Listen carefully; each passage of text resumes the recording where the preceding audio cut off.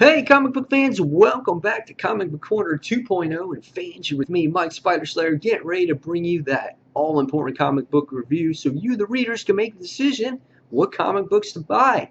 Today, fans, we're going to be talking about issue number 133 of The Walking Dead. That's right, fans.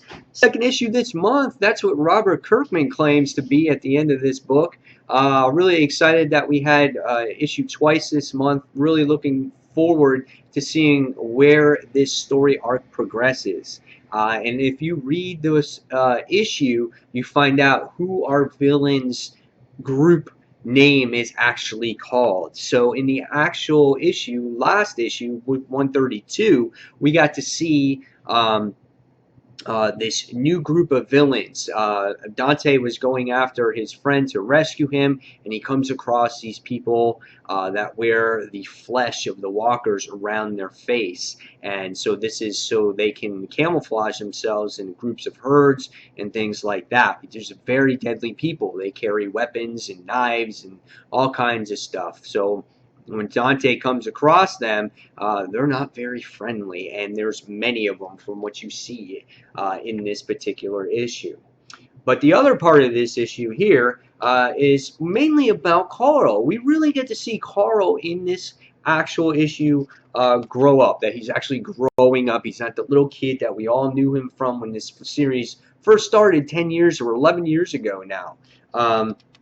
And it all starts off with him just waking up normal every single day, and he winds up getting this little love letter from this girl Anna, and I thought it was very touching because you see that he's liked, he's respected amongst his community. His father is Rick Grimes. He's the son of Rick Grimes, and you know, this girl Anna winds up writing him this little love letter, and she's embarrassed because they were at this party and she lifted up her top, and she doesn't want Carl to think of her as some cheap date or slutty or anything like that. She's like, I hope we can be more than friends. And at the end of the letter, she winds up saying, love, Anna. And this was the letter that uh, Carl didn't want Rick to see because he might have felt embarrassed by it.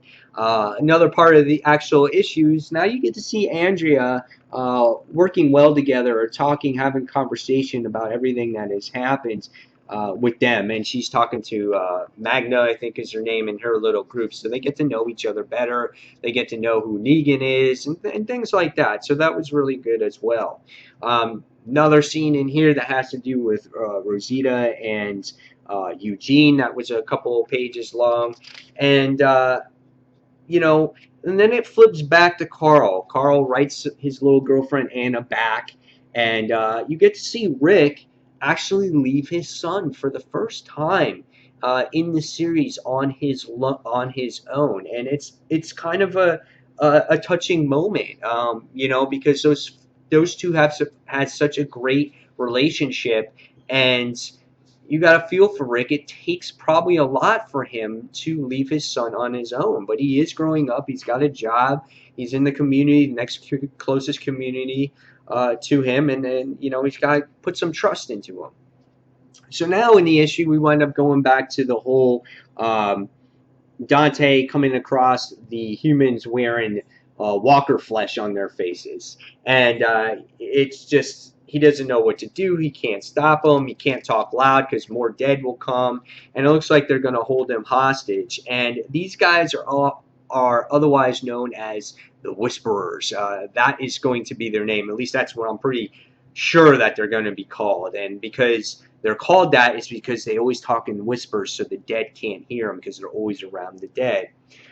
We get to see Jesus and this other guy are looking for a member of their group. His name is Nathaniel, and he's not in their post, so they wind up going out searching for him, and by the time we get to the end of this issue, we get to see that this Whisperers are stalking them.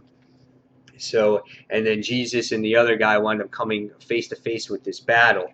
But before that actually happened, we get to see another little relationship building a little bit more there with Carl and Sophia, and there's little whispers going around there saying that maybe those two can hook up. So it's like Carl going to be like the little player in the little communities? One place he's going to hook up with Anna over on the hilltop, and then Anna on the Alexandria, and then in the hilltop he's going to hook up to Sophia. Is that what he's going to become, the little town player? So it was interesting to see that there. But yeah, again, at the end of this issue, you get to see these Whisperers attack Jesus and the other guy, and they're vicious, man. They don't hold back. They're sitting there stabbing people and all kinds of stuff, and it's just like, holy crap. And then this is how the issue winds up ending. Good stuff here. This is exactly what the title states. It's impending doom.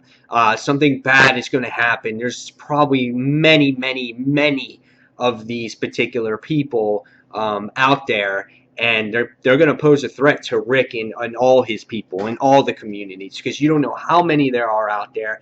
They camouflage with the dead. You don't know which person's what, and you can die at any time. So this puts a wrinkle in their plan, because Rick and a group are so structured to killing the zombies than where they are. But if you camouflage with the zombies, you don't know who's carrying a knife, who's pretending, who's not pretending, so they can strike at you at any time. So this is a perfect,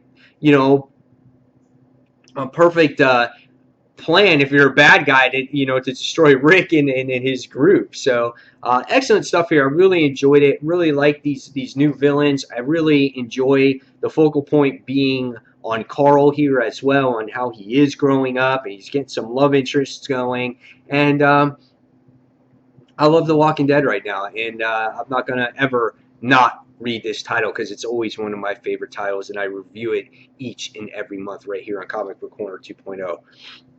So guys, let me your thoughts on this particular issue, what you thought. And fans, as always, don't forget to check out my other reviews over on Comic Frontline. And guys, until the next comic book review, this is Mike Spider Slayer signing off, and thanks for watching. Take care, fans. See you soon. Bye.